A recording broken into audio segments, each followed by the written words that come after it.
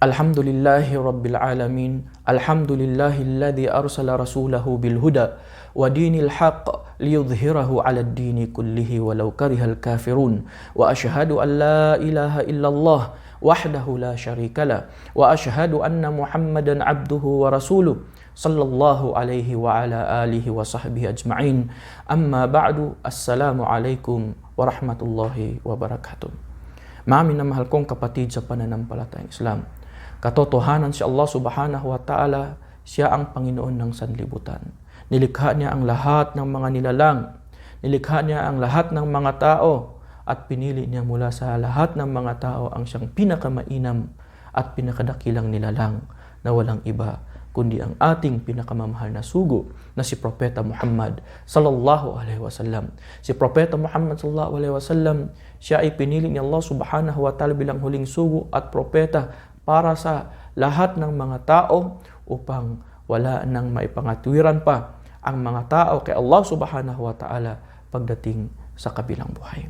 Ang ating Propeta Muhammad sallallahu alaihi wasallam, siya ay ginawang huwaran para sa lahat ng mga tao, para sa lahat ng mga taong may banal na takot at pangamba kay Allah subhanahu wa ta'ala. Sa pamamagitan ni Propeta Muhammad sallallahu alaihi wasallam ay maraming nagabayan ang mga tao mula sa kadiliman tungo sa kaliwanagan, mula sa kawalan ng paniniwala sa kaisahan ni Allah subhanahu wa ta'ala tungo sa paniniwala at pagsamba sa kaisahan ni Allah subhanahu wa ta'ala.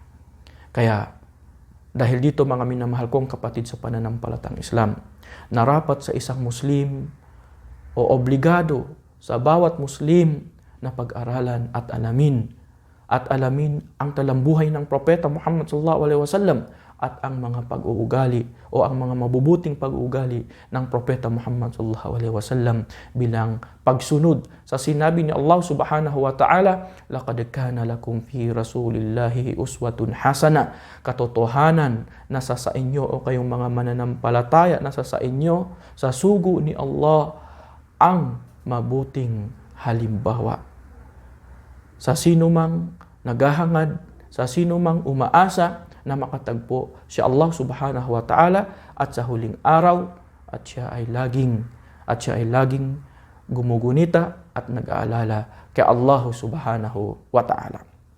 Mga minamahal kong kapatid sa pananampalatayang Islam, ang Propeta Muhammad sallallahu alaihi wasallam, bago pa man siyang hinirang na sugo at propeta ni Allah, siya ay nakilala ng mga tao bilang as-sadiqul amin, ang taong matapat at ang taong mapagkatiwalaan.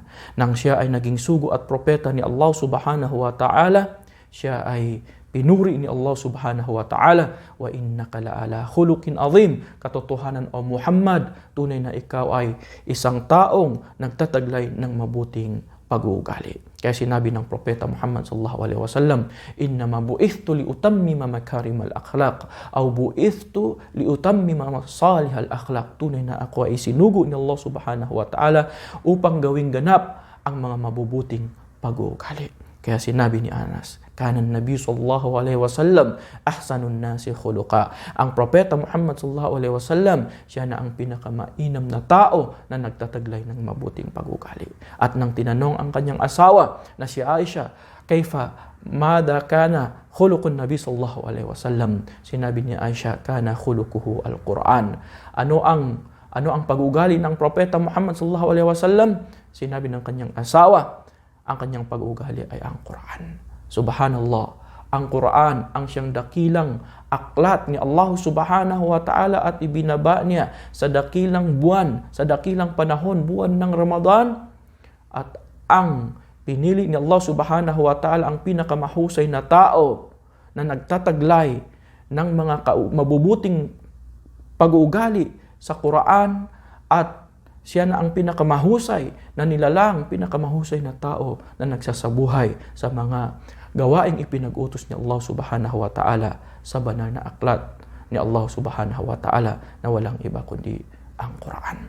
Mga minamahal kong kapatid sa pananampalatayang Islam, ang ating mahal na sugo na si Propeta Muhammad sallallahu alaihi wasallam, siya na ang pinakamahusay at pinakamabuting tao sa lahat ng mga nilalang, sa lahat ng mga tao.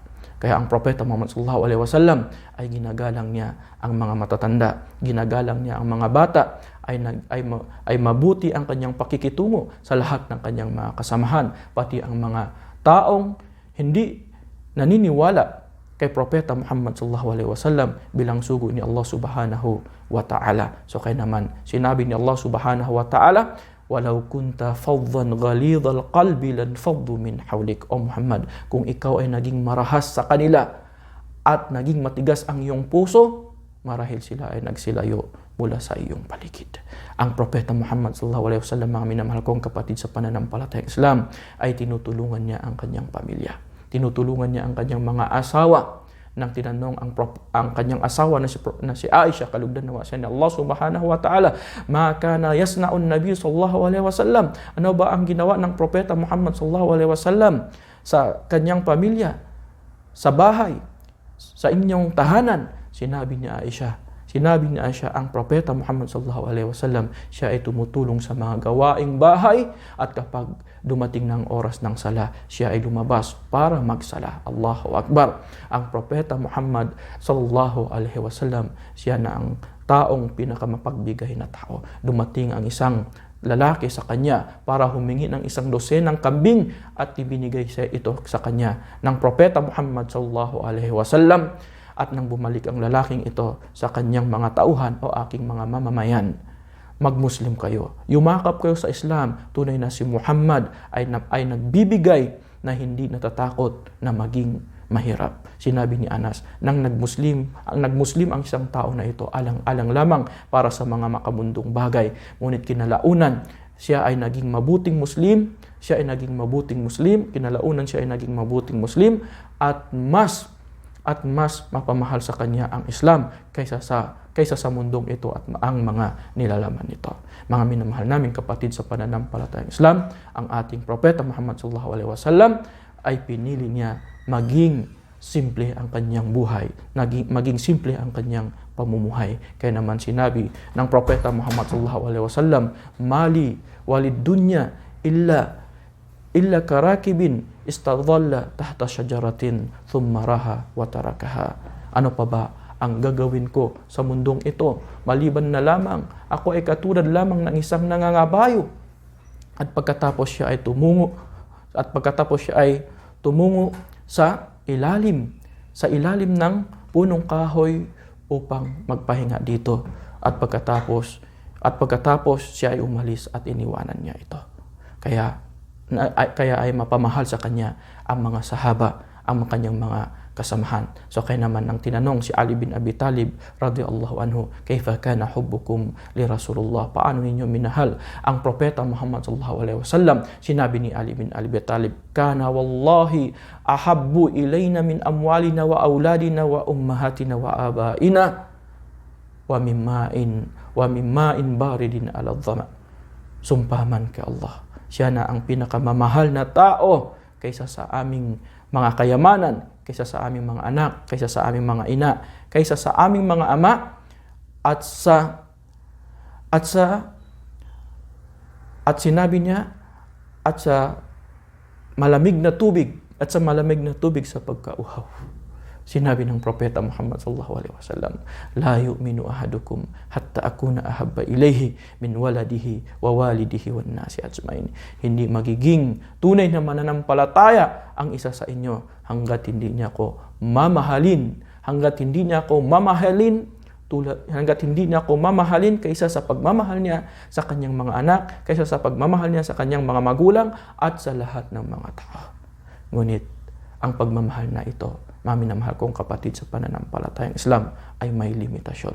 Ang pagmamahal na ito ay may kasamang pagsunod kay Propeta Muhammad sallallahu alaihi wasallam. Hindi ang pagmamalabis. Hindi yung pagmamahal na may pagmamalabis kay Propeta Muhammad sallallahu alaihi wasallam, sapagkat sinabi ng Propeta Muhammad sallallahu alaihi wasallam, la taturuni kama atratin nasara Isa ibn Maryam. Huwag ninyo kong dakilain tulad ng pagdakila ng mga Kristiyano kay Hesukristo na anak ni Maria. Kaya mga minamahal kong kapatid sa pananampalatayang Islam, mula sa aking paalala sa akin sarili at sa inyong lahat, pag-aralan natin pag-aralan natin ang talambuhay ng Propeta Muhammad sallallahu alaihi wasallam, basahin natin ang mga mabubuting pag-ugali ng Propeta Muhammad sallallahu alaihi wasallam upang maisabuhay natin ito, lalong-lalo na sa buwan na ito, buwan ng Ramadan. Marami tayong pagkakataon upang pag-aralan ang talambuhay ng Propeta Muhammad sallallahu alaihi wasallam sa pamamagitan ng pagbabasa ng Quran at sa pamamagitan ng mga hadith na isinalaysay at naiulat ng mga sahaba, mga kasamahan ng Propeta Muhammad sallallahu alaihi wasallam upang makamit natin ang tagumpay sa mundong ito at lalong-lalo na pagdating sa kabilang buhay. Hanggang dito na lamang po. Subhanakallahumma wa bihamdik wa nashhadu an la ilaha illa anta wa nastaghfiruka wa natubu ilaik. Wassalamu alaikum warahmatullahi wabarakatuh.